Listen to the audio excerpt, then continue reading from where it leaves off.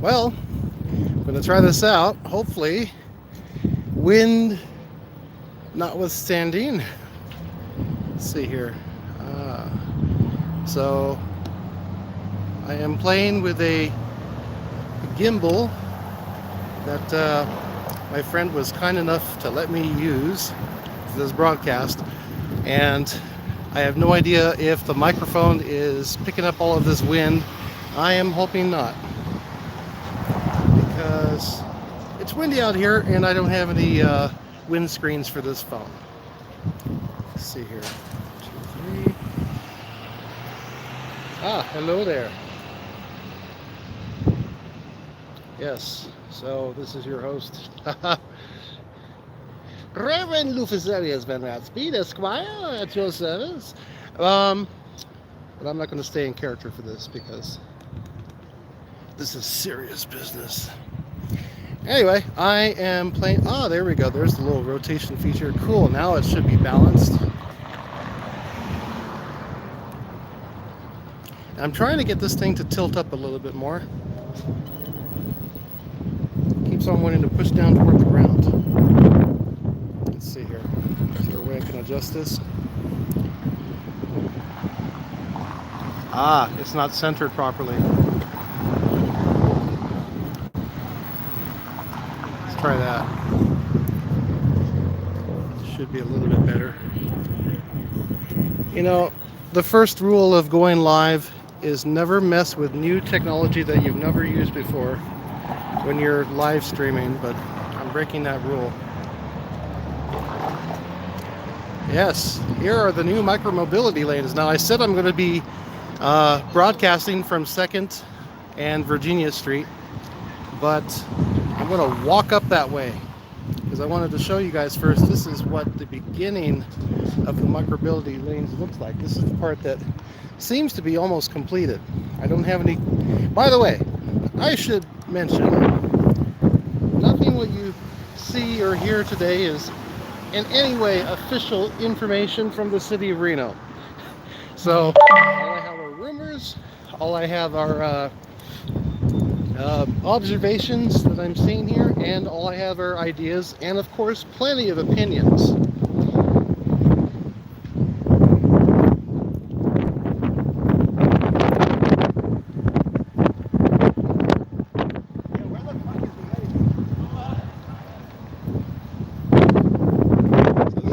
Southbound currently, Virginia Street.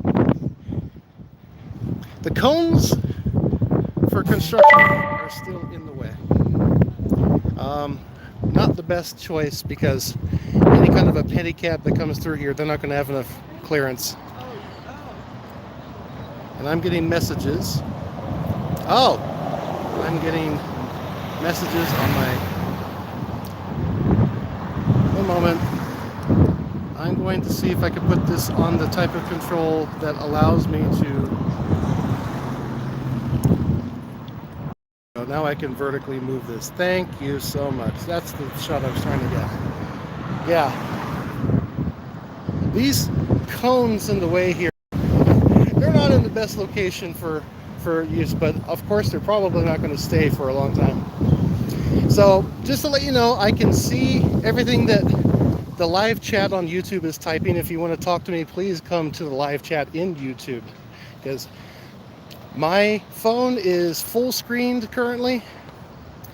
There's no way that I can move to my other applications to be able to respond to you. So if you're messaging me on Discord or Telegram or any of the other places, I'm not going to be able to say hi. So please use YouTube to talk to me. Hello, Ray. So I'm going to stop walking on the bike lane because that's not supposed to happen. But so we are at the corner of South Virginia and Mill Street. This is where the old post office is. Let's see here if I can. There we go. This is the old 1931 post office made by the Longshanks, the same person who made this building across the street. This is the Riverside Honors Lofts currently, but it was formerly the Riverside Hotel, built in 1927. This was built during a time where George Wingfield was the master of Reno,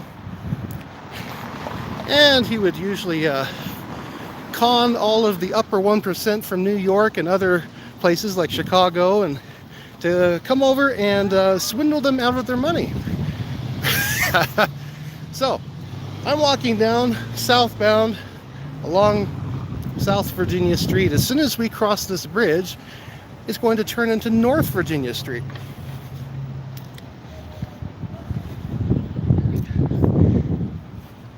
And this is the Believe Plaza. This is the former site of the Mapes Hotel, which was demolished right after New Year's in the year 2000. Now it's had various uses over the last few years, but currently it's being used as open area for recreation, and they've installed some temporary goods for people that want to. That used to be the ice skating rink, yes. The ice skating rink used to be here, but it is no longer present. When they built the new Virginia Street Bridge,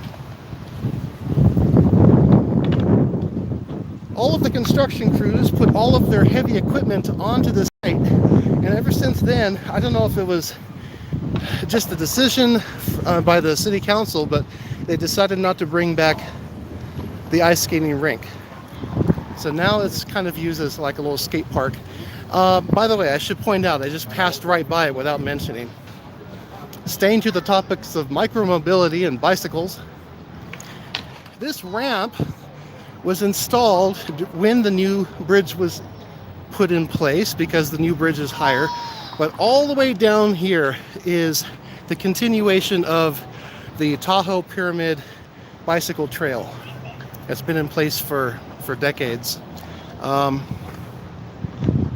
that trail continues all the way down past Idlewild Park, continues down past California, goes on to Mayberry, and eventually terminates well beyond the McCarran Loop,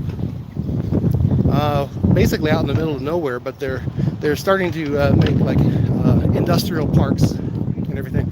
So we're going to continue southbound here. So as you can see on this side, people will travel northbound. On the opposite side of the street, people travel southbound. This is the corner of First and Virginia.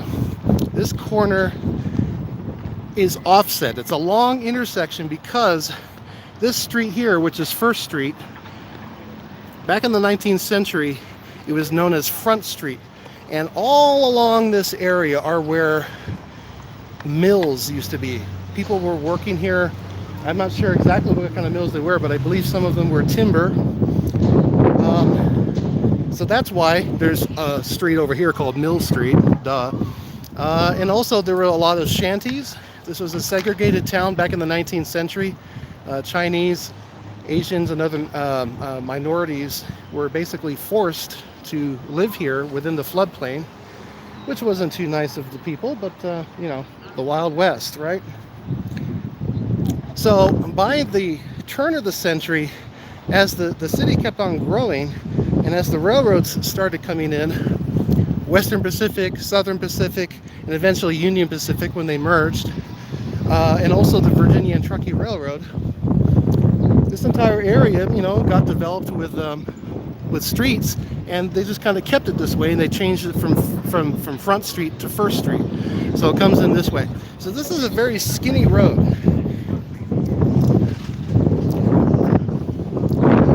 It's as a one-way road right now, and that does some traffic calming. This entire intersection is currently turned off and is flashing red, so it's used as a stop sign right now because they're in the middle of doing all of this construction. Forgive me for the wind, guys. There's nothing I'm going to be able to do about this wind. We're just going to have to deal with it. Hopefully you can hear me. I'll bring my mic closer to my mouth so you can actually hear what I'm saying. So this building, by the way, the building that I'm standing in front of here, I'm going to tilt up so you can see it, which is currently Reno City Hall. That used to be a Wells Fargo building. This used to be the Wells Fargo Bank, which is why the Wells Fargo ATM is still here. Very old probably needs to be replaced eventually, but that's why that's here. And this is why there's a loading zone here. There's a deposit box on the other side of the building that's never used. This is Reno City Hall now. So there needed to be a lot of space for loading for that. These days, the only thing that they do is they got the handicap loading zone, which is very thoughtful. But you notice how wide these streets are, the sidewalks. So you notice how wide the sidewalks are. This, I believe, so this sidewalk was designed in the 1990s, back during the days of Sister Act. I don't know if you've ever watched that film, but this was a casino sidewalk. It's probably about 12 feet wide, I'd say, 10 to 12 feet wide. Very, very wide. So what they did was they put, yeah, exactly. They put this new micromobility path within this very wide sidewalk. Now, I don't want to start giving opinions right away because I tend to be very opinionated, but I can tell you that, in my opinion, since this is no longer, hold on, I'm going to pan up here. This is no longer a casino. The Virginian is now apartments, and so is the Calneva across the street. Mini mall, mini marts. Oh, they're working on it. Cool. They're actually working on it while I'm recording. That's great. The only casino that's still on this block is the Calneva. We don't need to have that wide of a traffic area here, so it's my idea to, instead of having this over here, make the sidewalk here and then have a two-way cycle track. Oh, hey, there's Jamie. She's doing the pedicab thing. So she's loving this lane, I'm sure. She'll probably love it even more once they take those stanchions out of the way. I think they should, my opinion is they should raise the cycle track up to sidewalk level here, have the curb go along this way. So the curb is, but the cycle track could be over here, you see? Way over here, out of traffic, curbed. You could it's probably wide enough to where you could even keep this tree. This could be the buffer.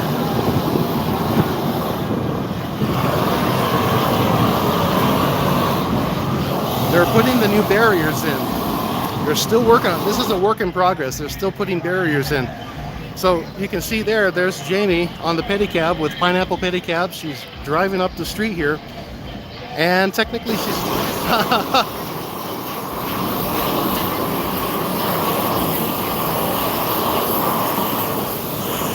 Technically, she wasn't supposed to be driving across there because I didn't see the green bike lane signal, but you know what I noticed? Up here, and I can't zoom in because I don't have control over the camera from the gimbal. But up there is the cycle signal, and I don't see it there. It's gone. Sorry for the crooked video, by the way. I have a very big phone, and I'm trying to get the gimbal to level itself out, but all I can do is left and right controls. So this is 2nd and Virginia Street. This is where things get interesting. Oh, good. So they put paint. Okay, at least that's a step forward. When I took footage a couple of weeks ago, this was black. Motorists were parking on it or idling on it at the stop sign. The way this is called a contra turn bike box.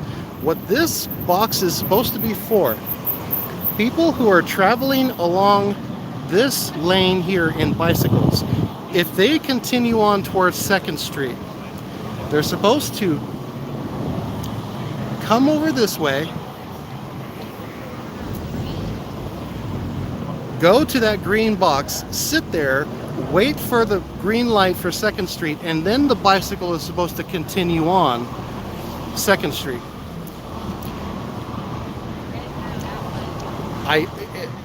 Opinion time again. I think this box is in the wrong place. This box should actually be within the intersection over here, where the bike lanes are. This would do two things. This would prevent cars would once again be able to stop where they're used to stopping, and you would have this very wide buffer between the bicycles and the cars. This would create a safety zone right here automatically because people are used to crosswalks in America. That's one thing we actually do have in America is crosswalks. So, but yeah, 2 weeks ago when I was taking footage, I just saw tons of people just going right past that and sitting right there on the bike box. Now there was no consequence to that 2 weeks ago because no one was using the bike box anyway. Now I haven't done a lot of observation yet, but I'm going to suspect people are still not using the bike box. It doesn't serve any purpose way back there because it's so out of the way of the bike lanes. No one's going to use that bike box to turn left. You know what they're going to do? They're going to sit right there, and I have seen them sitting right there before. So now we got a pedestrian line. I'm going to go ahead and cross while I got the chance. On this side of the street, the bicycle lanes converge into a two-way track. So what happens is right here, this is a two-way track, and there's going to be barriers down the street. The stanchions are temporary. Probably the city was the last time that I heard from the city, they were a little bit wary about putting barriers here because, as I said, they didn't want to quote-unquote trap cyclists in. I don't think they have anything to worry about that. Number one, first of all, they shouldn't be crossing here anyway because there's a double yellow line, and that goes for cyclists as well. They're supposed to abide by that.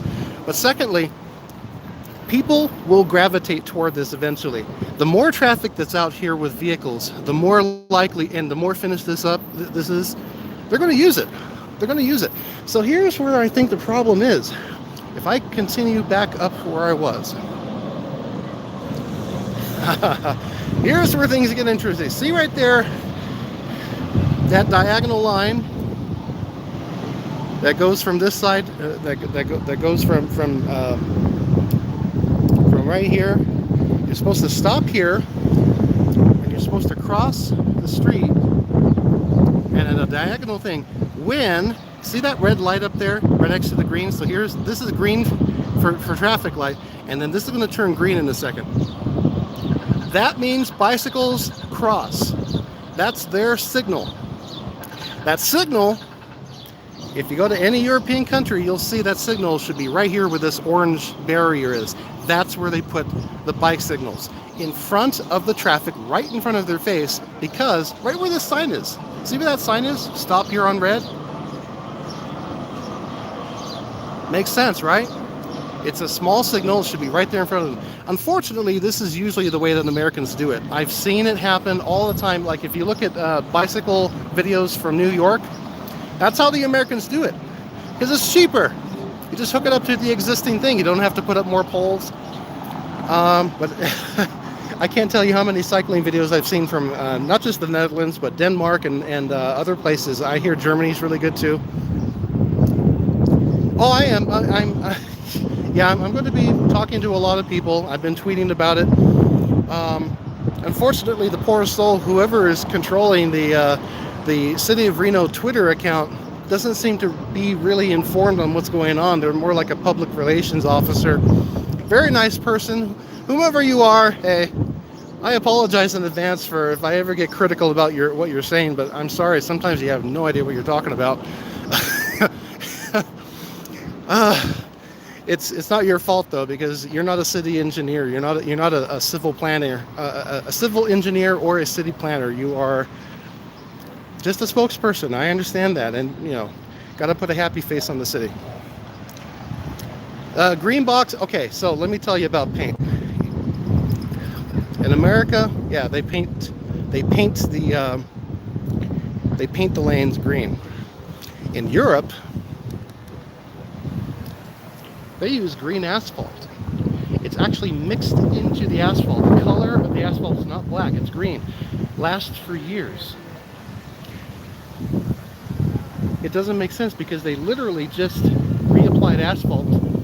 As you can see down on Liberty, they should have just gotten some green asphalt and lay it down. It would have been fine. They didn't do that.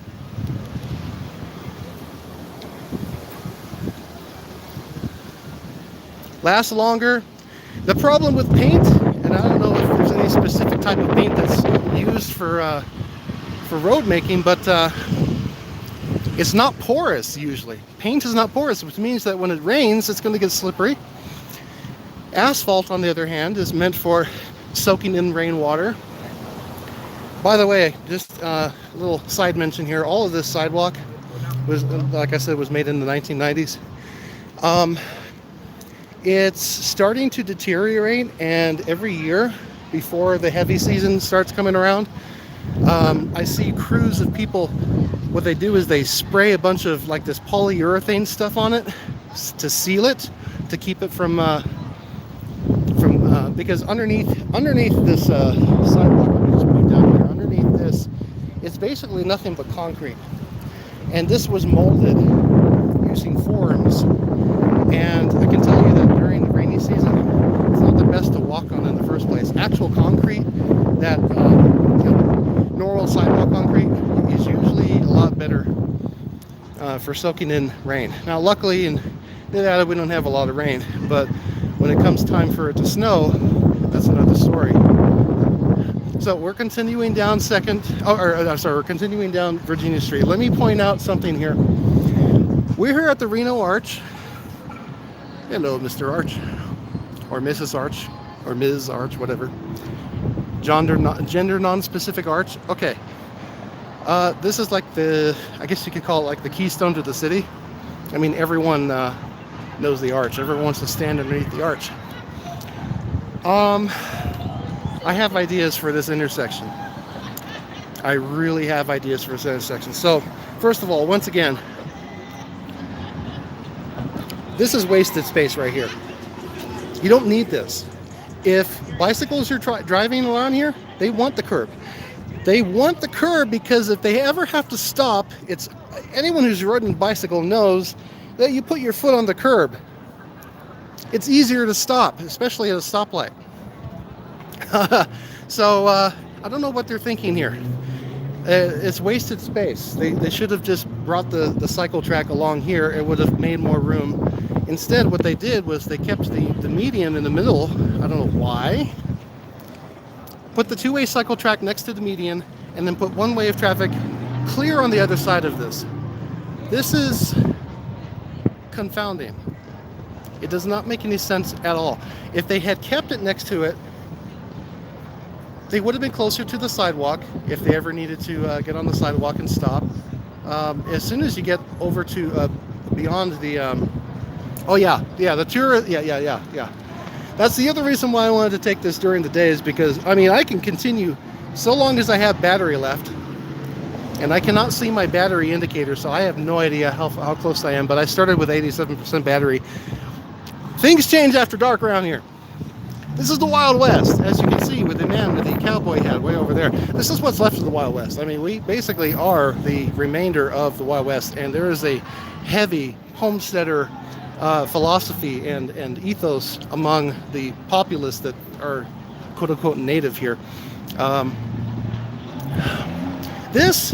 me show you what this is. So I'm going to try to, I have no script. I'm just showing you this building here. That building is the former Harold's Club and Fitzgerald's parking lot. See up there where it says Whitney Peak? Hiding behind that screen, there is a door. That door used to go across the railroad tracks over to this side, mount right there, and then go across up here. I keep on putting up and down. I think this is like a yoke for an airplane, but it's not. I have to push up for up, not down for up. It used to come over here. The train track goes underneath this trench. Before the year 2000, or right around there, this train was at surface level. So this town was divided by this train track for years. When they did that, the train got put down there, and I'm going to try to zoom. I'm trying to focus in. There we go. There's the old Southern Pacific Station, which is still used for Amtrak today. This big hollow leftover area is left over from when the train track was at surface level. So that's the first thing I want to mention. Now this open plaza, very beautiful. Lots of painted artwork on it and everything. It's kind of turned into like a like whenever Caesars Entertainment, who owns El Dorado, Harrah's, Circus, Silver Legacy, the Carano family. They've been here since the 70s at least. Rich Italian family. You might know Gina Carano from the Mandalorian before she got booted. They use this for their entertainment purposes. Also, Whitney Peak, across the street, this used to be the Fitzgerald's Hotel. In fact, they still have the Blarney Stone down here on the corner. I think they can also use this, but this entire area here is called the quote-unquote the row. Yeah, I'm going to stay out of politics, but I'll just say that the Corona family has a lot of power. They own Caesars Entertainment. They have majority stock, so they not just own the casinos here in Reno, but they also own them down in Vegas and probably a few other places. It's one of the largest casino chains in America, next to Jacobs Entertainment. So here's my idea. All the way down, we're talking like 5 or 6 or 7 blocks all the way down Keystone. Keystone meets up with 4th Street. Before that, there's a new Maverick gas station that was put in. My idea is to take the bike track that's along 4th Street and diverge it down next to this railroad trench. One moment.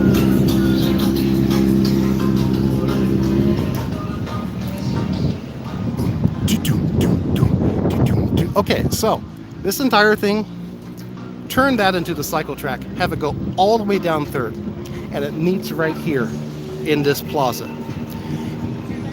The only cross traffic that they would have, the major cross traffic, would be from Arlington, Sierra, Center Street, on that's behind me, and perhaps Washington, but Washington is not that bad. In fact, Washington, you can't even cross 4th Street anymore.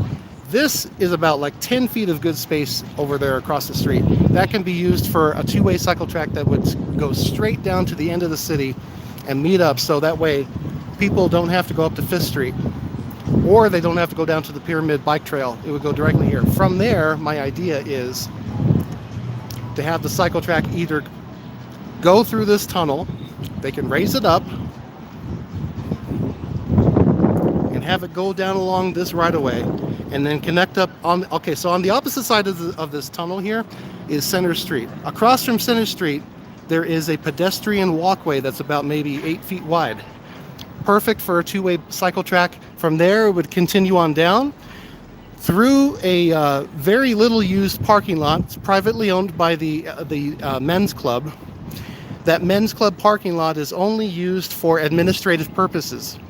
I used to deliver their mail. I know exactly what's there. It's a little tiny mobile, like a little portable, and that's where they just do their administration. If it's too much to ask for them to turn this trench into, raise up the ground, I mean, it might be dangerous. People could fall down. There's exhaust from the trains. No worries. It's right around the corner is Commercial Row. The only problem with that is we got this big long elevator shaft here, but if it goes around that, see, because this is a very wide street. Just a couple of days ago, the city of Reno approved the permit for this hotel. It's going to be the new boutique hotel. There's going to be a skywalk that goes across from here to here to that hotel, so that way they don't have to cross the street, or I guess they can't be bothered to go down an elevator. But here's the thing, not a bad idea. It cuts down on surface traffic, no problem. That will clear the way for cycles going down Commercial Row.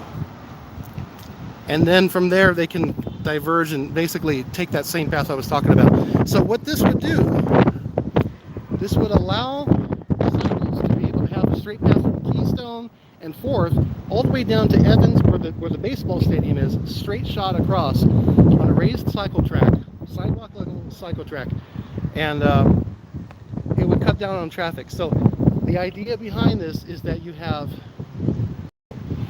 so there's this Dutch concept called ontvlekking, which means disentanglement. It means, loosely it means to disentangle anything, right? That's what ontvlekking means. But in in terms of micromobility, or what they just call normal life over there, because like 80% of the surface traffic is bicycles, what they do is they have three different types of priority roads. There's motor vehicle priority roads. Oh, train's coming. Ha ha ha. Come on, turn around. I'm not going to be able to see it through here anyway. Okay. God, I love that sound.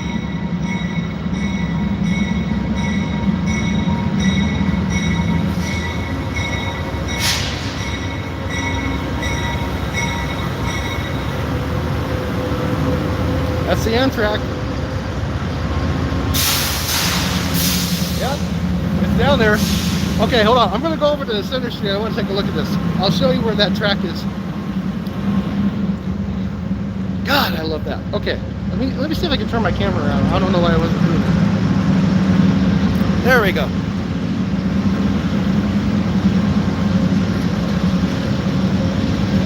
Very wide sidewalk.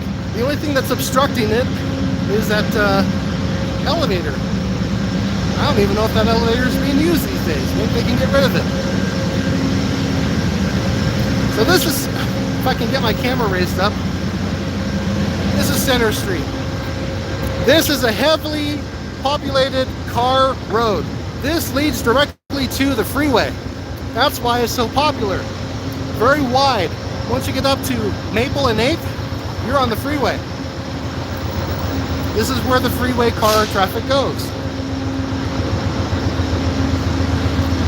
Here's the train trench. Ah, smell that exhaust.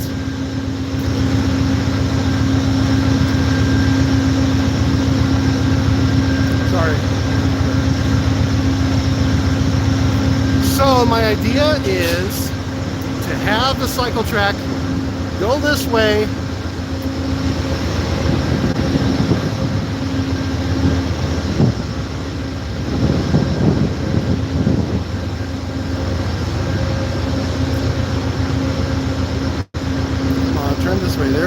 there we go, good gimbal, good gimbal. That is the perfect place to have a cycle track. So I can cross the street because I'm jaywalking, but you know, back in the post office, I didn't call it jaywalking, I called it smart walking. All right, so this would be the perfect place for a cycle track that continues on past the parking lot directly over to Evans, where the baseball stadium is. No one uses this thing. It's never used except for homeless people to camp out. I'm sure they'll, oh, wow. This thing is like trying to steady cam on me. Let me change the mode.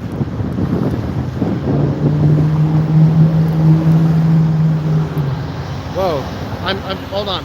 I'm learning the gimbal. Let's try it now. Wow, this thing is, oh wow, I love this thing. It's trying to keep a steady cam. I'm moving my arm and it's not moving the camera. Anyway, perfect cycle track, right? Now move along with me, sir. Come on, work with me, work with me. I'm trying to move my hand, but it's not following me like it did before.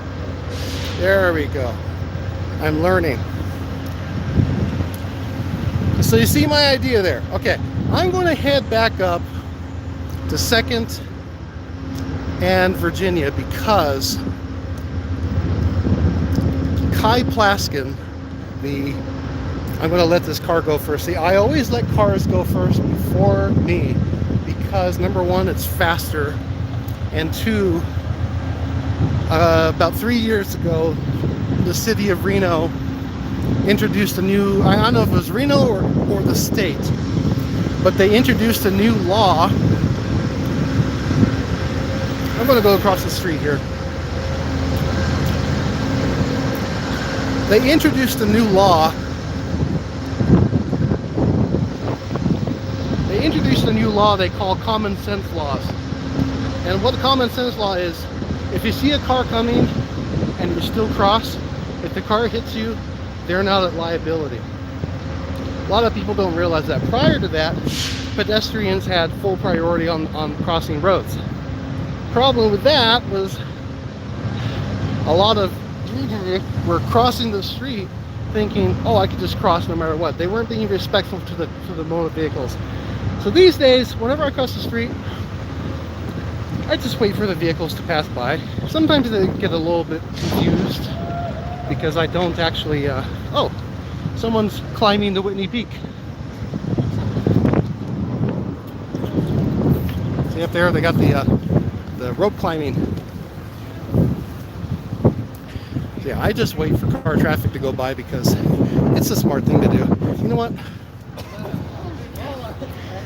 I do that because I learned it on Sesame Street in the 1970s. Duh. Now we're going back up to the corner. So what I was saying earlier is before I started this broadcast, I ran into Kai. He's the head of the Truckee Meadows Bicycle Association. And I had to let him know I was going live. And he said he had a few things to do, but he said he might try to make it back. So I want to come back over to where I'm at, over to where the intersection is, because that's where I told him I would be. But you guys got a good general idea about the situation here now, I'm sure. This sidewalk does not need to be this wide anymore, I'm sorry. This sidewalk could probably end right here. And that would still be legal, still be ADA compliant. Additionally, this intersection, I think something that could really help out is take the sidewalk and move it back about maybe, I don't know, 8 feet or so. So that way it basically elongates. And this is usually what they do now for traffic standards when they build new sidewalks, is they bring it further away from the intersection. So yeah, let's do some observation. I'm going to stand here and observe how people handle these traffic signals. So as you can see across the street, they're parked right there on the bike box. It happens almost every cycle. It happens with almost every vehicle. They park on the bike box. Even now that it's green, they're still parking on it. Because this is America. Cars rule the world here. Let me talk to you real quick about these signals. So, anyone who's been to downtown Reno knows that prior to this new micromobility thing, all of these pedestrian crossings would turn green at the same time. There was a 4-way crossing. You could go diagonally from this corner down to that corner and vice versa, or you could go around the perimeter. They got rid of that. I don't know why. It was great because it, number one, it dumbed things down. So all of the pedestrians would cross at once. Okay? That's a good idea, especially for a heavy pedestrian street corner like this. I don't know why they got rid of it. I think it has something to do about them probably thinking, oh, well, now that it's only one way down here, we don't need to have that. People will wait for the signal. As you can see, no one is waiting for these crossing signals. They don't even bother hitting the button half the time. The buttons are confusing. Now it's time to cross. So this button here, that's way over here next to where they cross this way, actually controls this signal. This button here controls that signal. It's completely in the wrong place. If you're going to cross from where I'm standing to across the street, you put the crosswalk button here, pointing that way. Easy fix. Easy fix. They need to do that. Yeah, so these used to have voice messages. They probably have not programmed the new voice messages for them. But my other comment that I'm making to the engineers is when this driver's light, when this traffic light is green, just automatically have this light turn green. There's no reason not to, because this traffic is completely stopped. There's no cross traffic north and south. Just have them cross at the same time as the cars. There's no danger of it. And that would be another solution to clear things up. However, on this one, you have to, okay, so this is a green left turn light. This is not for bicycles. This is not for scooters. This is not for e-wheels. This is not for humans. This is Nevada. This is Reno. Okay, so you see what I'm saying? People are just not waiting for these damn signals.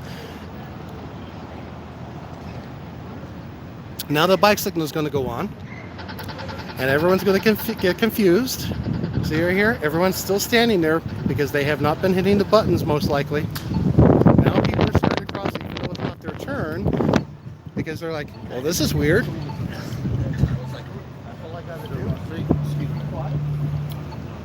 See, people are confused.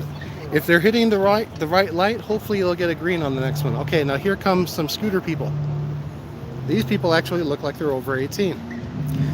I have seen people as young as, whoa! I almost ran into that guy who's parked. He was standing on his scooter in the scooter lane instead of on the sidewalk. They're weaving in. Now they're using the barriers to weave in and out of. They're using the barriers as a slalom course instead of staying in the lane like they should be. So take note of that, city engineers. They're now using the stanchions that you put up as an entertainment thing. So now what that means is they're going to be weaving in and out of car traffic when they do that. They need to put raised cycle paths with no barriers. You don't need a barrier if you have a curb.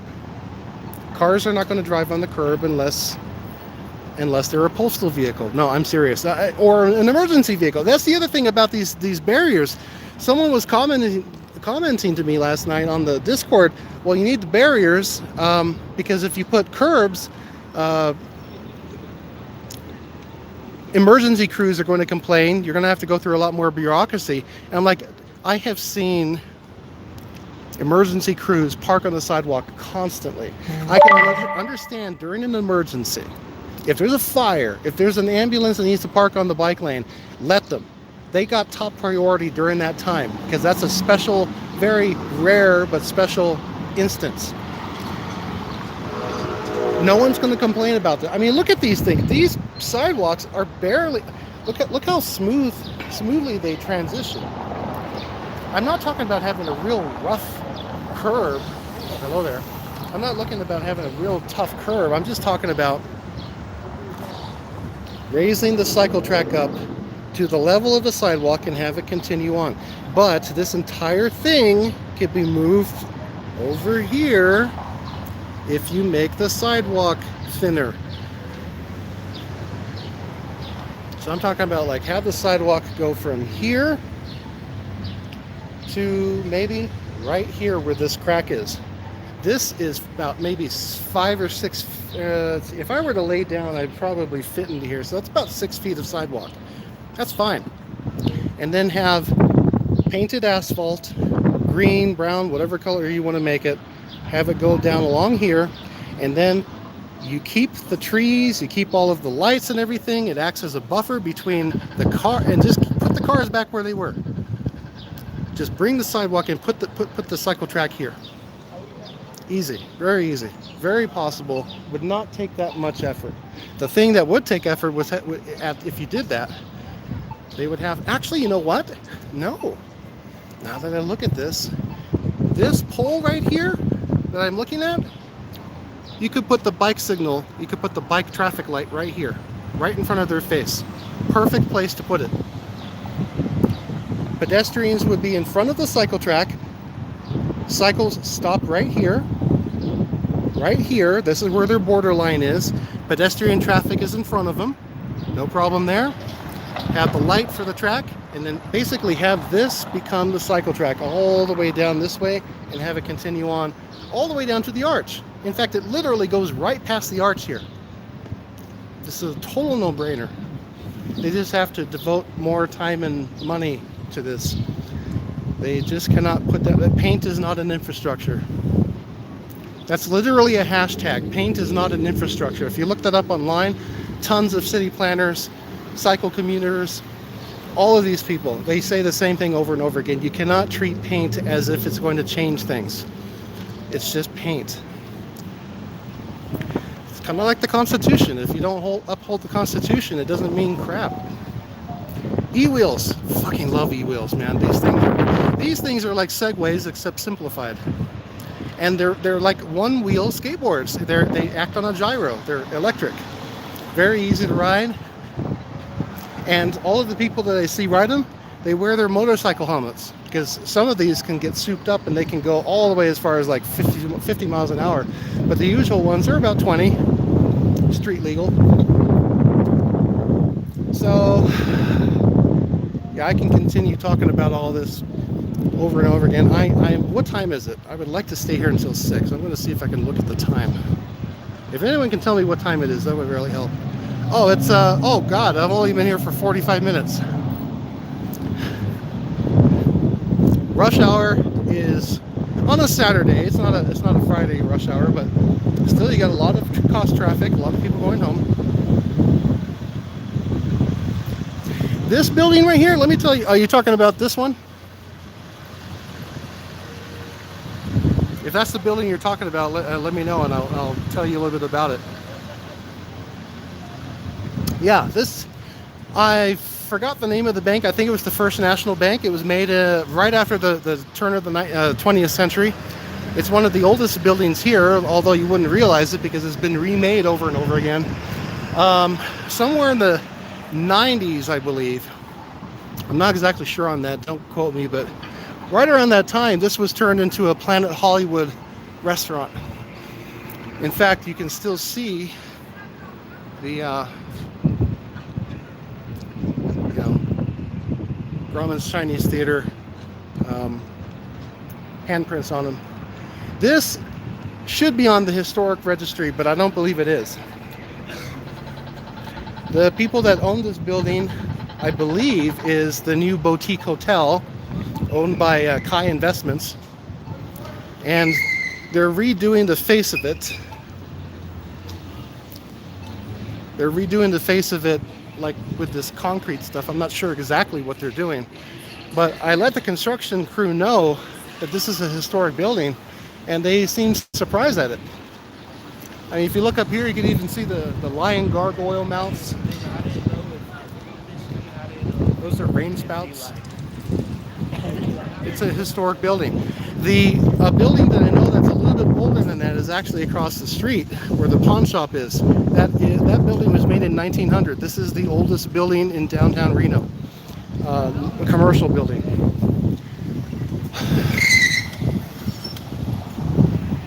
Well, let's see what they do. Yep, they're just crossing on red. I see this all the time. No one's listening to any of these signals. They're just going across. The way that humans usually do. Now, here, let me tell you, okay.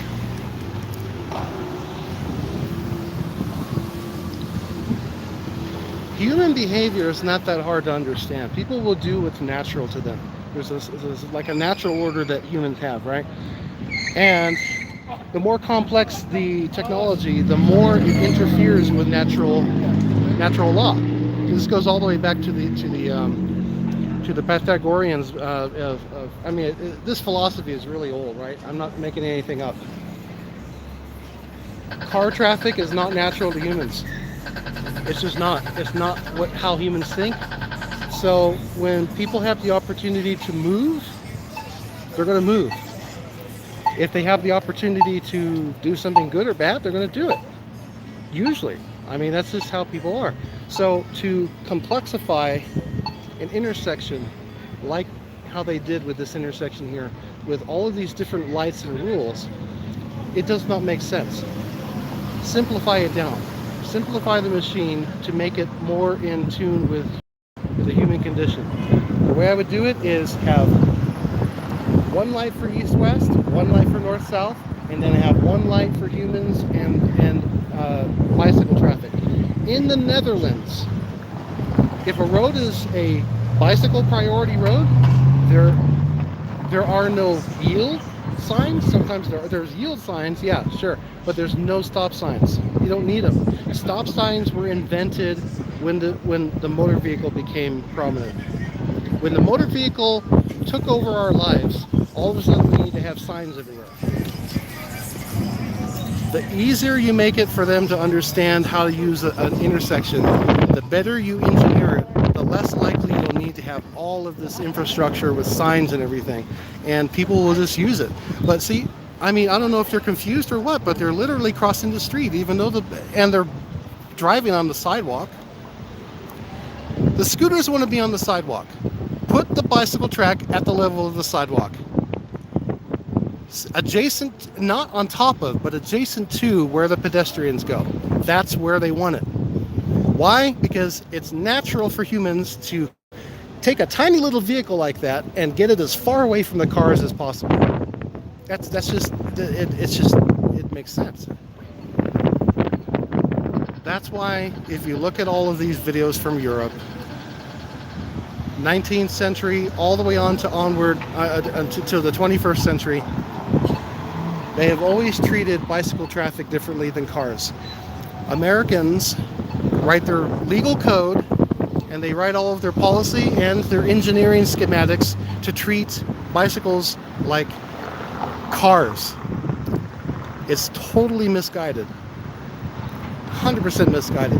It's not the same thing. Even if there's an e-bike motor on it, it's still not the same thing. In Netherlands, what they do, I'm going to see if I can get out of the wind. Where's the wind coming from? Okay, I'll come over here. Okay, in the Netherlands, there is a law that says that any e-bike motor cannot go past, I think it's like 20 kilometers per hour, which roughly translates to about 15. So here it will probably be about 20 miles an hour. That's fine. Make it road legal. Treat it as a commuter bicycle. We're not talking about people who are doing the Indy 500. You know, we're not talking about the Tour de France. We're talking about people who just want to get from point A to point B quickly and efficiently. Thank you very much, Mr. Not Just Bikes, for that line. I love it. Quickly and efficiently. It's engineering. It's not rocket science. It's not rocket engineering either. People, okay. Let's see what happens. See, I don't see anyone pressing these crosswalk signals.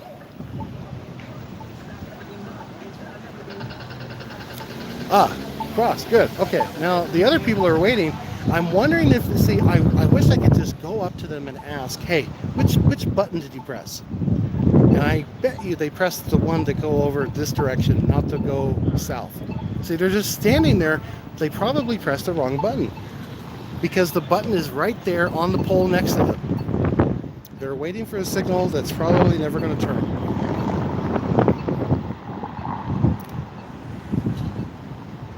I could be wrong. You know, could be wrong.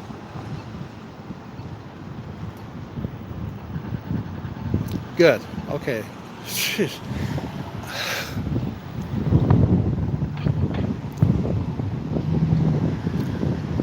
Yeah, so the 100 block of Virginia, you have convenience store, more convenience stores, you have a closed down wedding chapel, you have a apartment building, you have a vacant building where in the basement they have some entertainment facilities, but up here on the top, this was the old, this is the old Woolworths building, and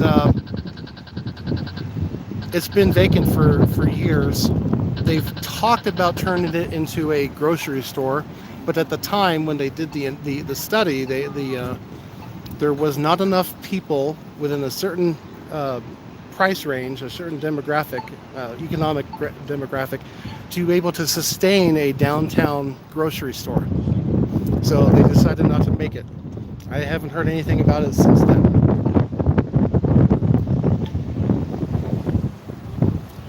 On the 200 corner. So this, again, used to all be casinos. The Horseshoe Casino up here, that is now jewelry and loan, liquor and gifts. I believe they have a nightclub here. This right here, this used to be the knitting factory. And of course, the Nugget, which is now closed. They were kind of going downhill before the pandemic, but the pandemic really did them in. So no more awful waffles, no more greasy hamburgers.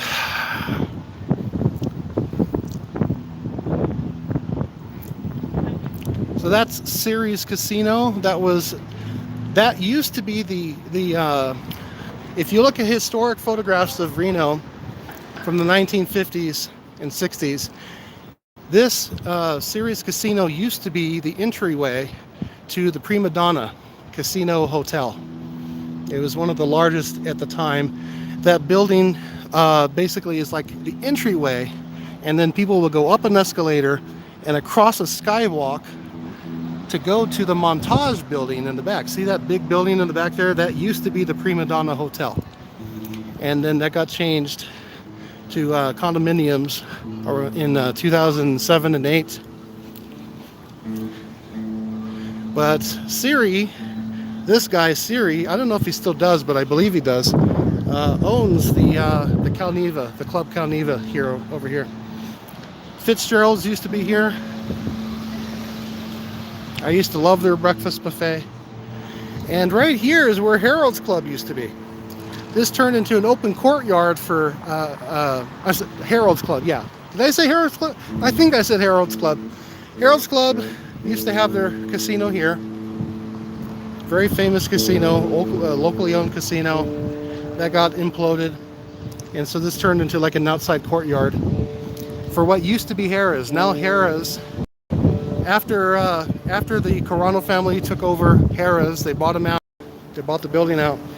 They sold this building to Kai Investments, it's an equity firm, I believe, and they are turning it into a quote-unquote boutique hotel. Now, I'm sorry, boutique hotels usually are quiet, quaint, small, kind of like a bed and breakfast, but a little bigger. The word boutique hotel has kind of turned into like this catch-all phrase for it's no gambling. And it sounds, I mean, this is, Harrah's Casino is one of the largest buildings here, the hotel. 2 towers, I believe it's 22 stories tall? I can't remember. That's like mega boutique. So this used to be the front entrance to Harrah's. They've completely redone it. They're in the middle of making it into something else. Hopefully, I really, really, really hope. Oh my God, I'm looking at, oh my God. Look at this, I didn't realize, okay, I know, only I notice these things. I wish I could zoom in, but right here, that column is off about an inch. I wonder, oh shit, sorry. I wonder if they know about this, or if they noticed. I wonder, I hope that, oh man. I hope that what they're doing here is not affecting that. I don't think so. But, yeah, see, it's supposed to be seamless. See, like right here, where you can't really see what's going on? It's supposed to be like that up there, but not up there. It's completely off. Man, okay.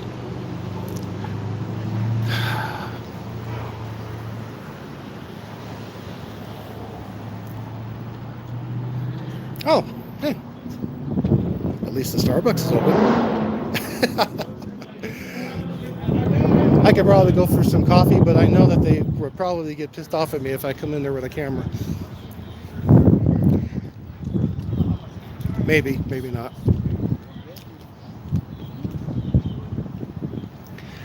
The streets of Reno-delphia.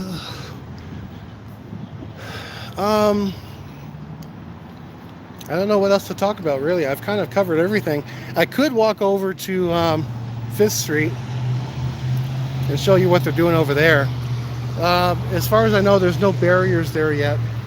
They might be putting them up now, I don't know. But down near 1st Street, they were putting barriers up. I haven't seen Kai show up yet. I'm not gonna 100% count on Kai showing up. He said he might. What is he doing? There's a bicycle lane right for you. What is going on? People just do not care.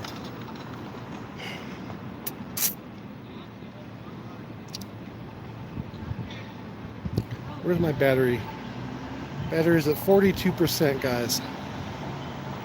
Yeah, 1 hour is sufficient. What else can I cover? I don't know. So this is 2nd Street. 2nd Street goes clear down to the industrial area in Sparks. It turns into Glendale after it passes the freeway. And so this is a major throughway for the entire area. That's why I think this should definitely remain a priority road, because it goes all the way through. On that side, it goes over to Dickerson. Dickerson turns into, oh, hello. Hey, Sue, how are you? We'll be back. Okay, cool. I'm going to have company soon. I'll stay here for a little bit. So yeah, Dickerson Road used to be industrial. Now it's kind of like a industrial / arts colony area. There used to be a tunnel that would go underneath Chisholm and Dickerson and connect up to 4th Street. So it was my idea that, and the reason why they got rid of the tunnel, it used to be for cars. The reason why they got rid of the tunnel is because when they put the new train trench in, when they resurfaced it, there was not enough vertical clearance.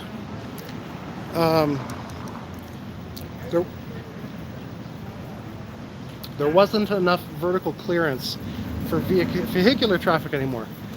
But there would be plenty of clearance for pedestrian and cycle traffic.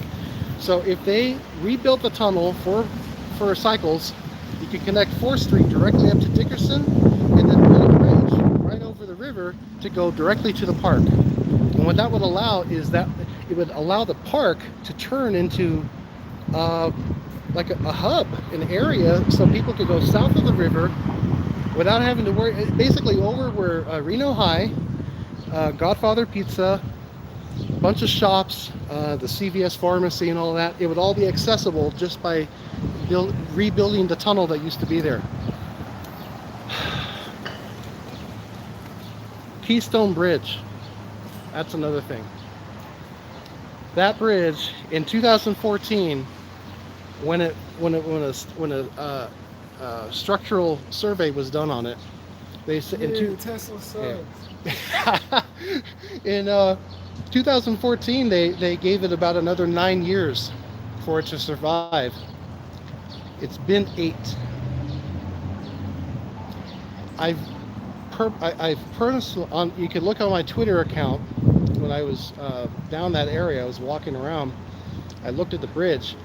There is exposed rebar. Does anyone remember what happened with the Miami condo collapse?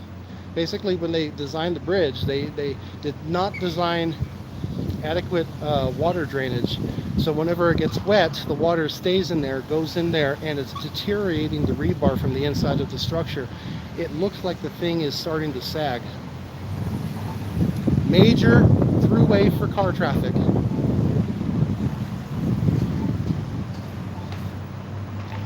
They were talking about putting a roundabout there and replacing the bridge, making it cycle friendly, pedestrian lanes. There's no pedestrian lanes on it. There's no cycle lanes on it. Cars only. It was built in 1966 and it looks like it's about to collapse.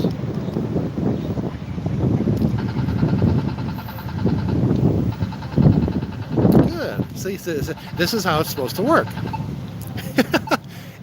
Now, the more rowdy the crowd, the more likely that people will not stop at the light and just go across.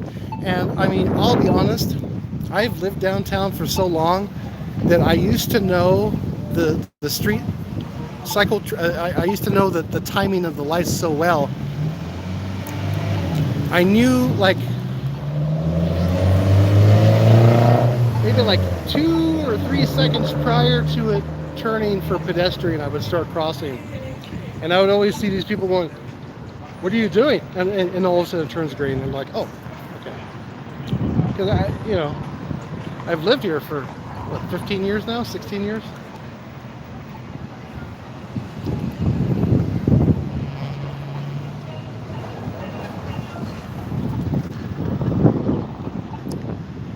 Yeah, this is it's definite. I'm excited.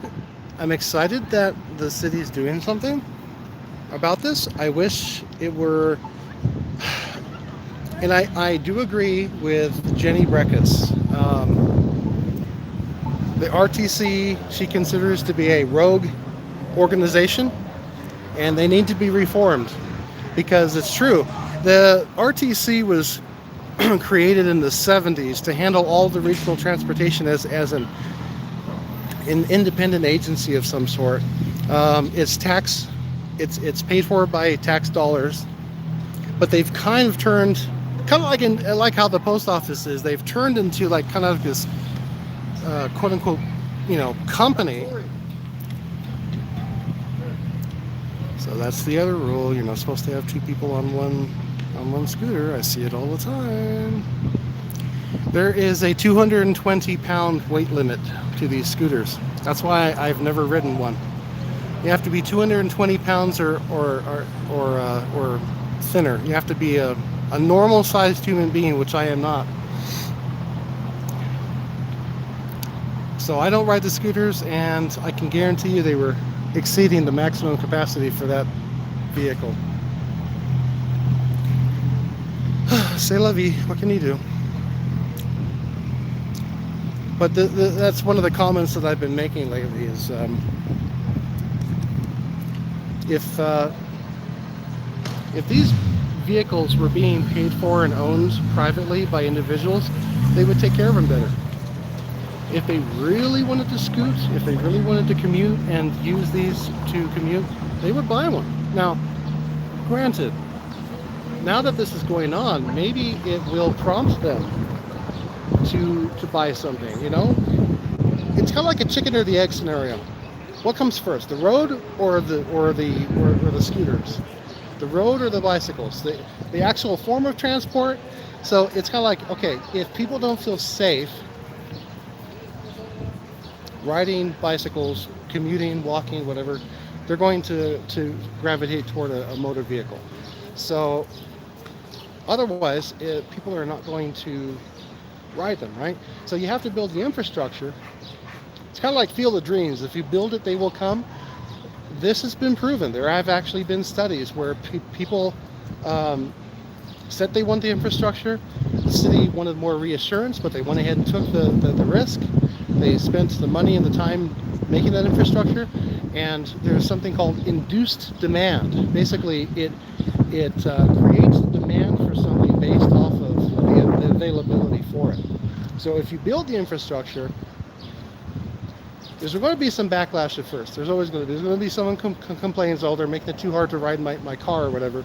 But over time, if they do it right, if they make the infrastructure proper, you will see a turn toward people using the type of mobility that the streets are made for. Paint is not the way to go. It helps, but it's not an infrastructure.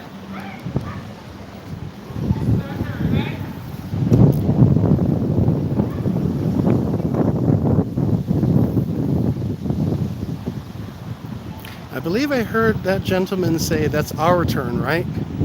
So I'm not exactly sure. He might have been confused. They were not in. Now, technically, these lanes are not even open yet. So that might be one of the reasons how come people are still driving on the road rather than the cycle track. That might have something to do with it. It's hard to tell right now. But this all could be turned back into road. There's enough room. Put the road over here, put the bicycles over here, and the scooters. I think it would work. I really hope Sue comes by soon. My mouth is getting dry. I want to move to another place, but I don't want to diverge from where I'm at. Divert, whatever. Who all is still there? Who is listening? And thank you very much for tuning in to radio. Blah blah blah blah. I think this could be a positive thing. I don't think this is the right place to diverge traffic to the other lane. I think they should keep it all on one side. Radio Luffy, yeah. Loopy Luffy on the radio waves. Oh, cool. Hello, hello again. Fancy meeting you here. Where are you going?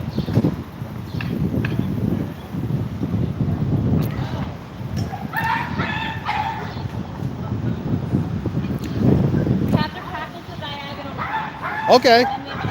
All right.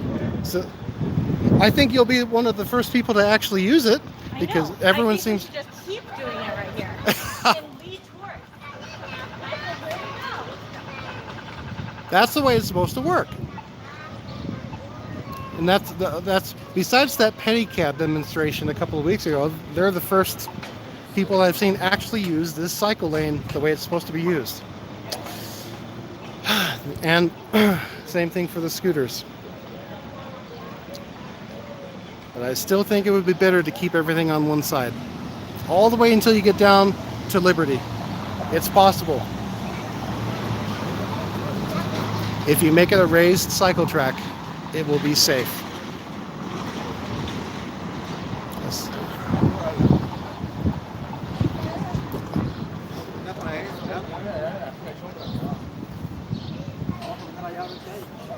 It's trying to turn this way. Come on, turn the other way. Good battery life on this. What battery am I at? 33% battery. We're gonna have to stop soon. I don't know if Sue is coming back.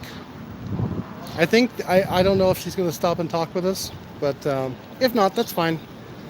I think I've pretty much done enough coverage here anyway. Kai, on the other hand, he probably not showing up either, so that's fine.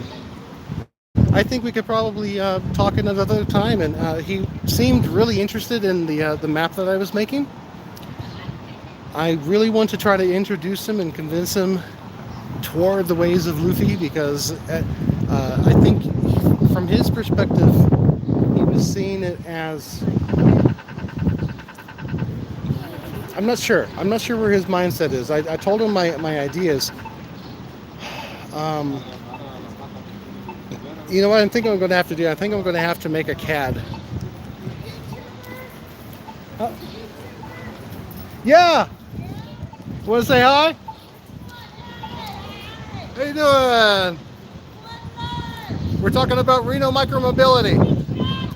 What's up?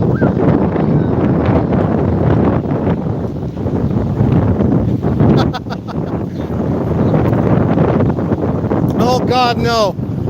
No. You know what she was about to do? Okay. See, this is why I love Reno. It is.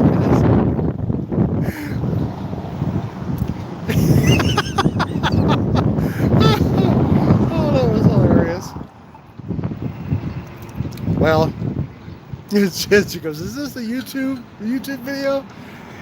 And she starts lifting up her shirt. That's great. No, thank you. Can't do that.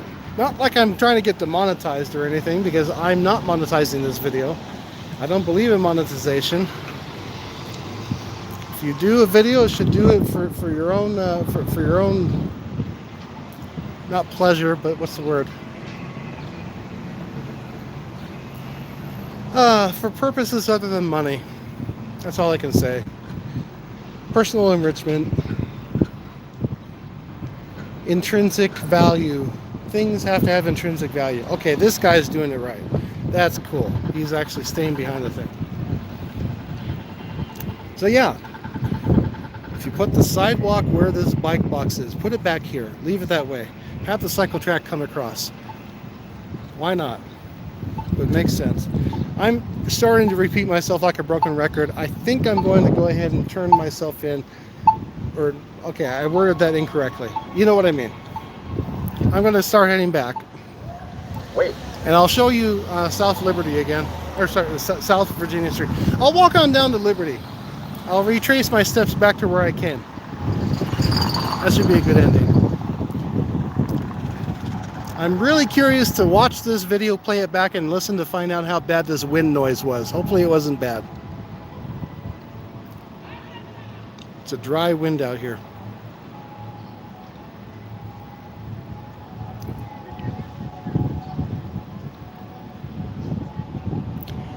Thank you once again, Ray, for letting me borrow this gimbal. It actually worked really well.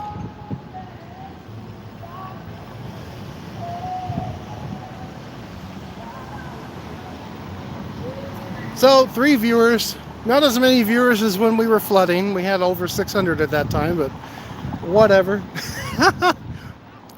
YouTube is a changed community. So green, left turn. Oh, they are coming back.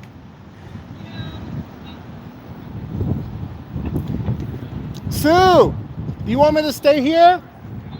Do you want me to stay here? Okay. Oh, they're stopping. Okay, I'm going to stay here for one more crossing.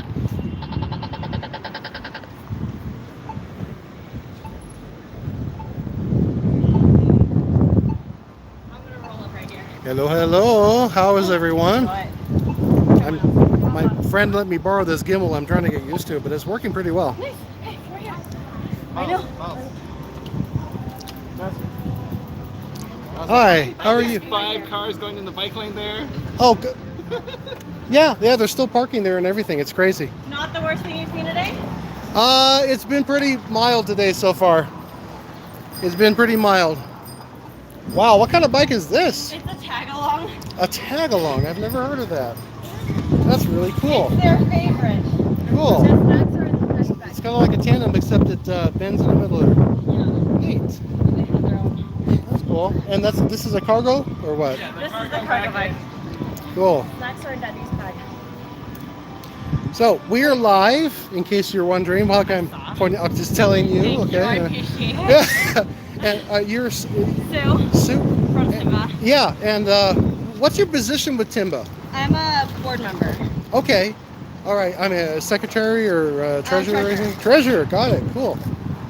Nice. And we never really had too much of a chance to talk, That's but okay, we we hang out on talk Discord online. as well. Yeah, we hang out on Discord. So, what are your opinions about what's going on? There are a lot of changes. It's different from the last time I rode them already.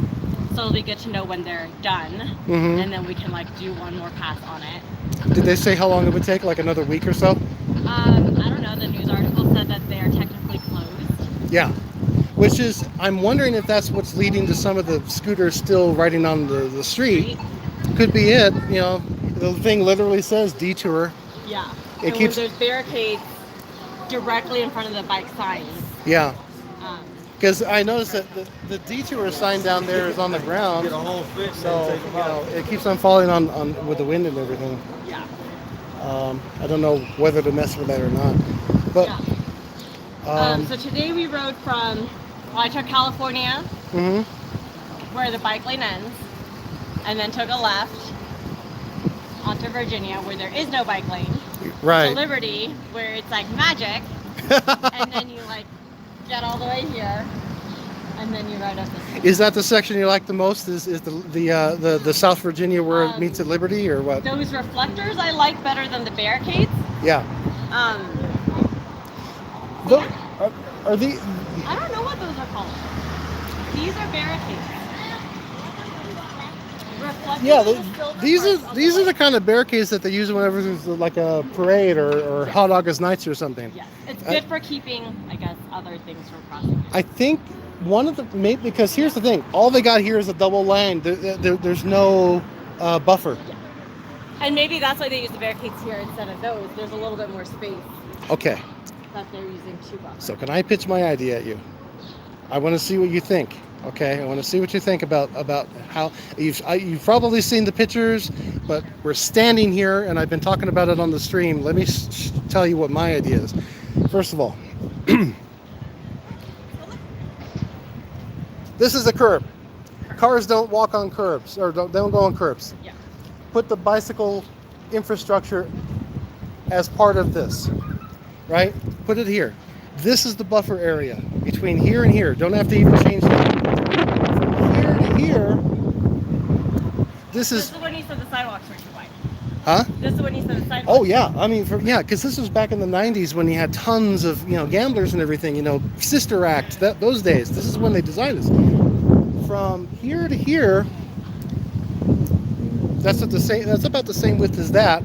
Make this a two-way cycle track, and then over here's your sidewalk. So you basically have sidewalk, cycle track, barrier, and then everything goes back to cars the way it should. It could be loading zones, could be whatever. Yeah.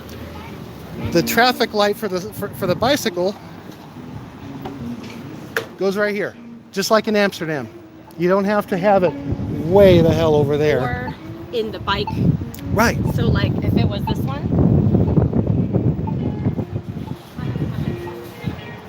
Exactly. Right here, where this sign is where the light should be. In front of their face. That's how they do it in Europe. It's a no-brainer. If this is going to be permanent, let them put it right here. And then you have pedestrians on the inside. And over here, if this is a cycle track, move this sidewalk out here to where this bike box is. Just elongate it, so have the pedestrians be up. So that way, cars stop here, sidewalk is here, cycle track goes through here, goes along, the trees and all the signs act, the trees and everything act as a buffer. And then on that's basically you don't have it cross over here. You continue it as a two-way right down here, all the way down until Liberty, where you cross from that side of the street to where the Sharrows are on one side of the street.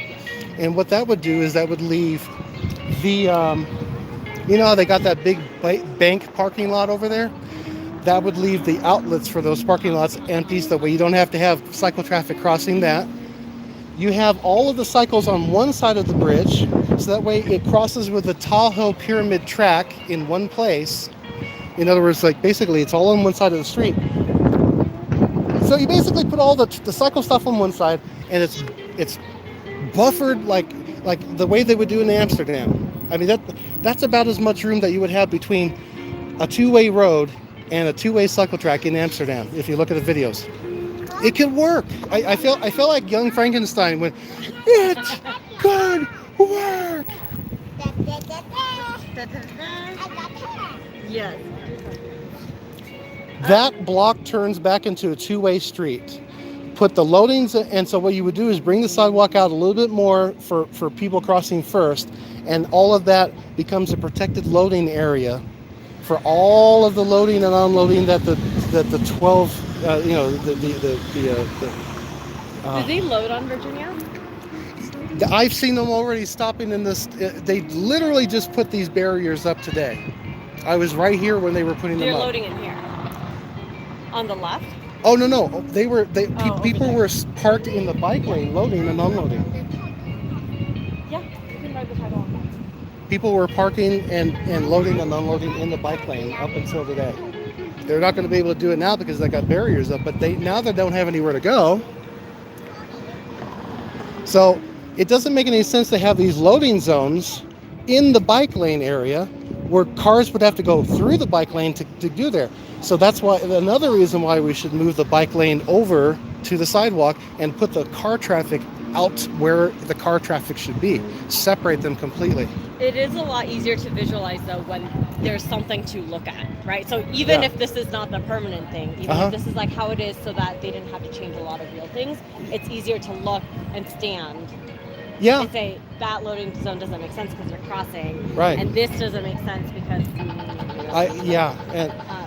And plus, I mean, like I'm not working right now, so I have tons of hours at home to like dream and paint and draw, and so yeah, I don't expect. But yeah, the city, I don't know how. See, that's what makes me think that the city did not take a long time to put this thing together. They just kind of like zip zapped it, put some lines down. Okay, this will work for now. Well, and they're not changing anything structurally, right? No, like part of it is, but that's what made it fast.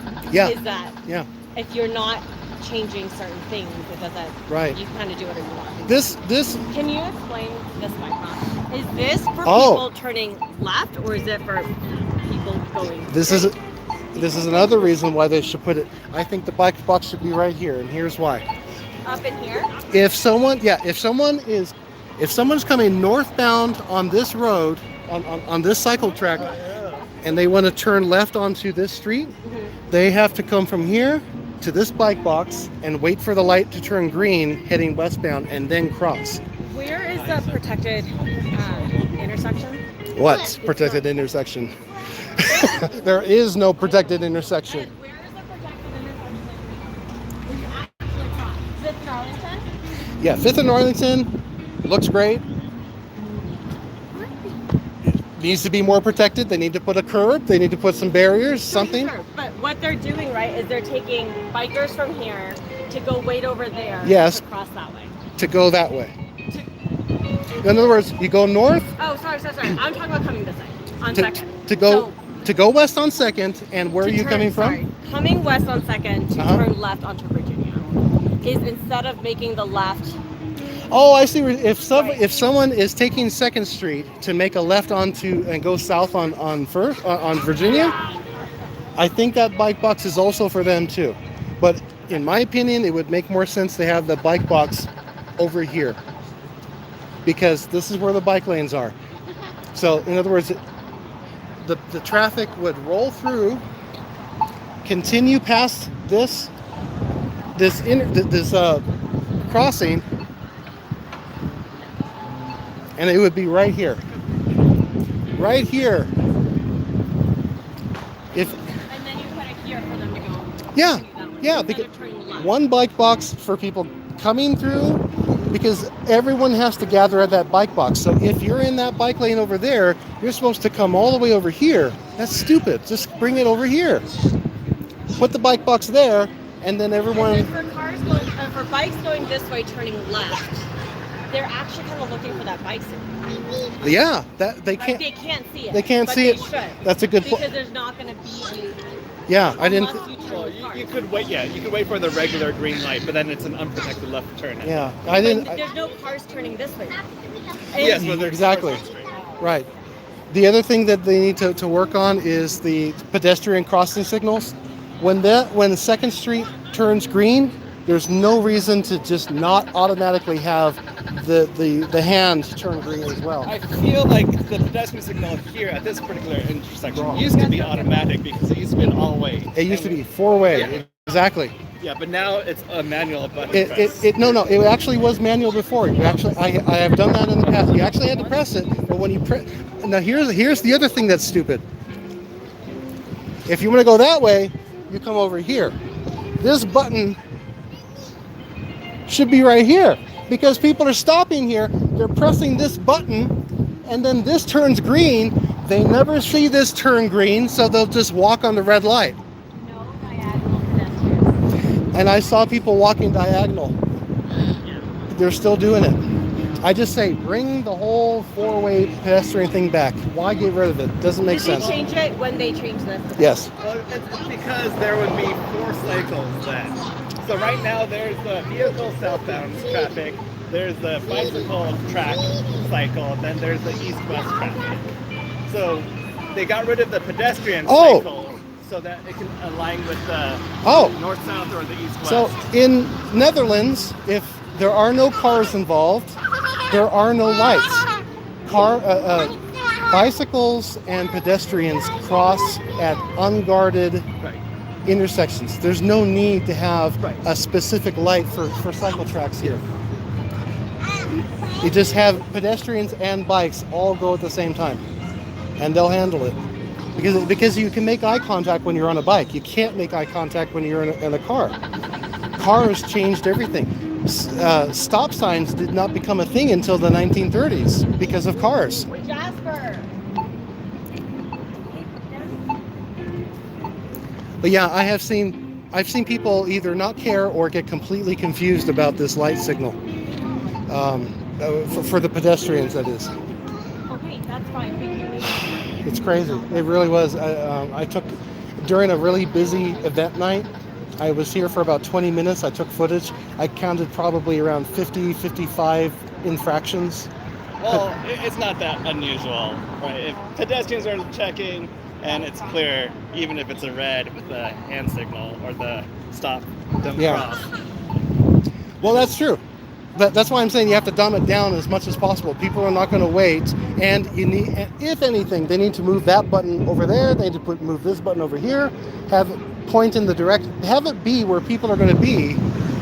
If I'm going to cross this, I'm going to press this button and not realize, oh, wait a minute. Just put it right here. Just, They do. They do turn now. on the. They didn't use to. but you see what I mean about just putting it on the opposite side of that metal pole? The button, you know what I mean?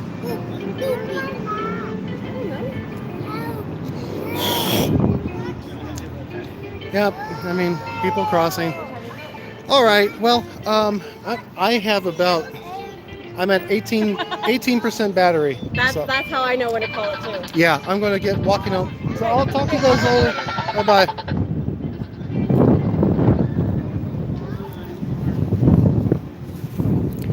All right. I just said goodbye to Sue and her husband, and I think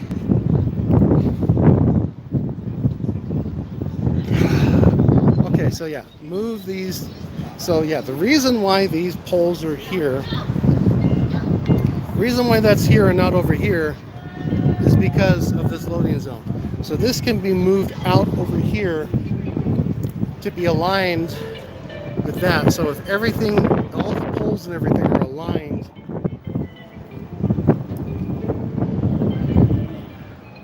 going up this way, then there would be enough room for the cycle track here too.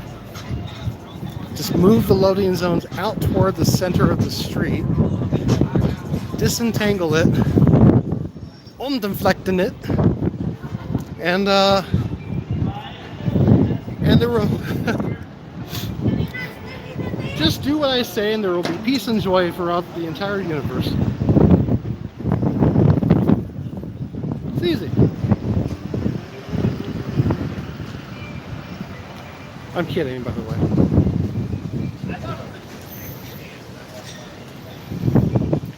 Man, the storm's coming in. They say 7% chance of rain. That means 100.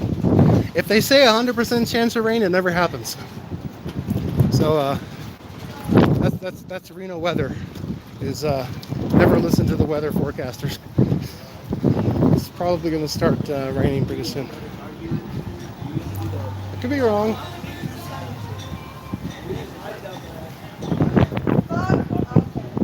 So real quick, let me look at this section again. The other idea I had about this is that if you put the two-way cycle track along here, this could be a continuous sidewalk and cycle track. In other words, no blacktop here. What would happen is the cars coming this way and the cars coming this way, they have to go over a speed bump because they're passing through cycle territory to get to their destination. From the cycler's standpoint, as they come down the cycle track here, cycle track on my bike, on the way this way, it goes down here on both sides, and all of this here would be raised up to the level of the sidewalk. Sidewalk territory, then as soon as you get to the other side, whoops, hello there. As soon as they get to the other side, they're back into car territory. That is called traffic calming. It slows people down.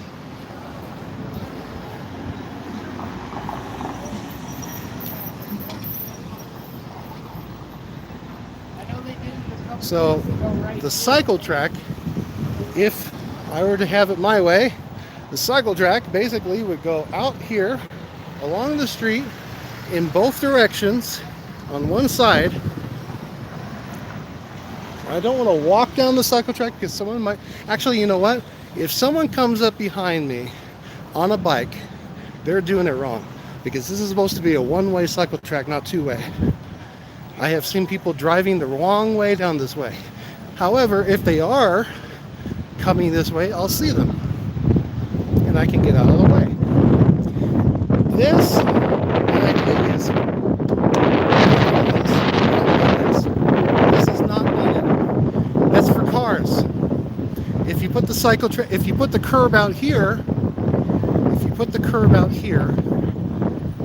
you could put that barrier, if you really want to, you could put the barrier out here. But we don't need that. On the other side over here, hold on, let me turn this back up. Parking used to be on the bridge. There used to be parking on this bridge. Before they put the new bridge in, they took it away because when they put the new bridge in, they put this median going all the way through the middle of the bridge. The yellow, the double yellow. Not necessary. Bring that traffic back together with a solid double line here. And what that would do, so in other words, a solid double line and turn this into one lane for driving, and then next to that, parking. That would bring revenue back to the city because they'd be able to put the meters back in that they lost. All of this used to be parking once upon a time. It could return that way. If you put the cycle track up above the curve on the other side, both ways, straight on down to Liberty. And then over here, you don't need it. So that would return the street a little bit more close to normal.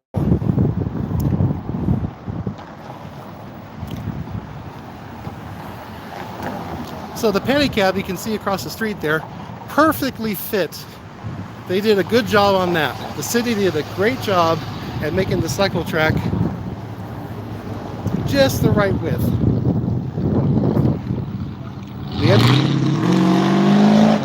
Yesterday, I saw a guy taking this road going north, and then right after he got over the bridge, I saw a pedicab coming south going this way. They would have collided. So that's another reason, by the way, that's another reason why putting a two-way cycle track is better than having one-way lanes on both sides, because it creates more room. If you have a one-way and someone's going the wrong way down a one-way and two vehicles are going to collide, you don't have any room to go. But on a two-way cycle track, you can go around each other because you have the north and southbound lane in the same place. You just have to put it on the curb. Have to put it right here. So basically, this wouldn't be touched. I'm thinking about the opposite side. The opposite side.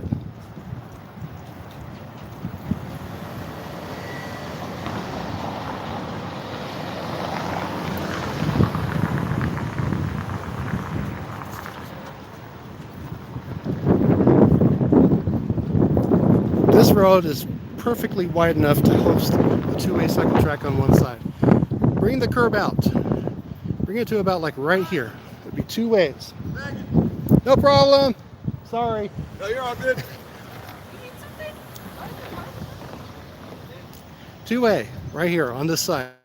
Curb level. Green asphalt. Green asphalt. The curb is over here. Creates a natural border. Cars stay over here. Parking restored.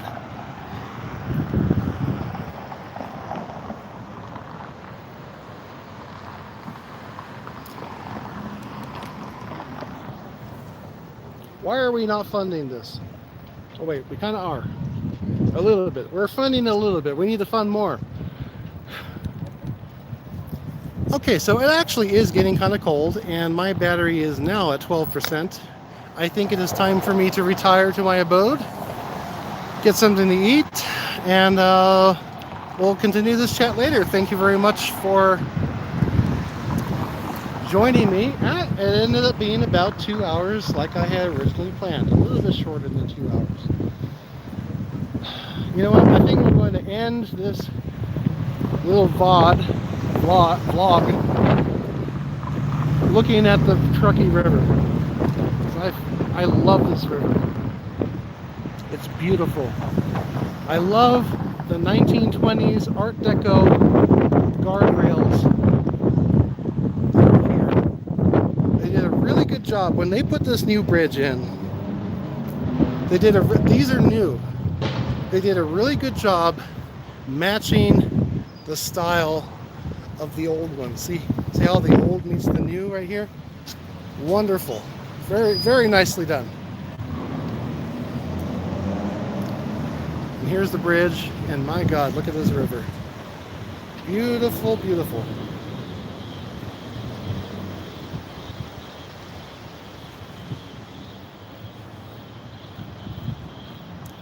They've just opened up,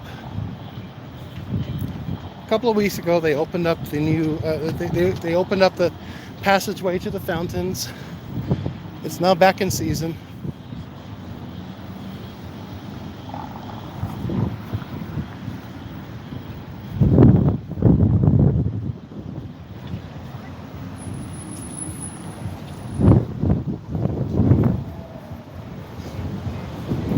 Oh, by the way, this is not part of the bike trail, but it's still very heavily used for pedicabs and whatnot. And here comes Jamie.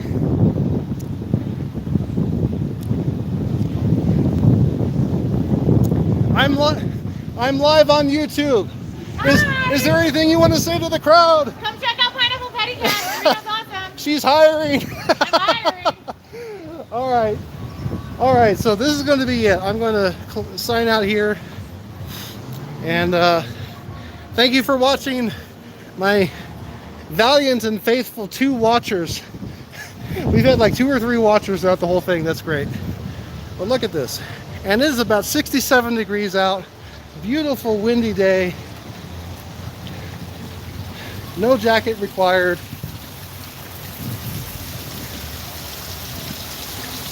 The fountains are still working. Sometimes they gotta get unclogged. Whatever, they work.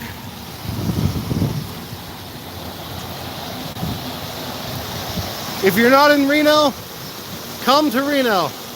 You know who I'm talking to. Yeah, you with the 10 dogs. Get your butt up here.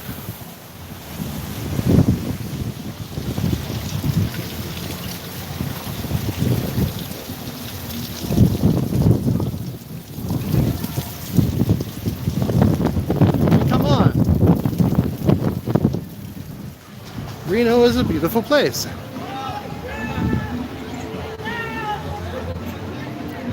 Here's the Eddy. Everyone's having a nice time.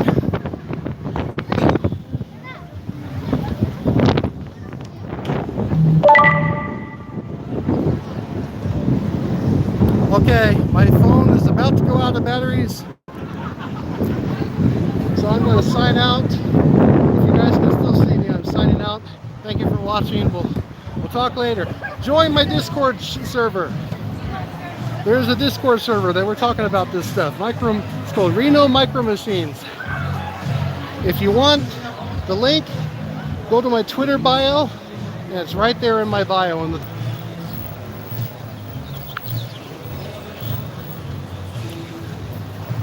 If I can figure out how to turn this thing off. I can't see because my phone's about to go out.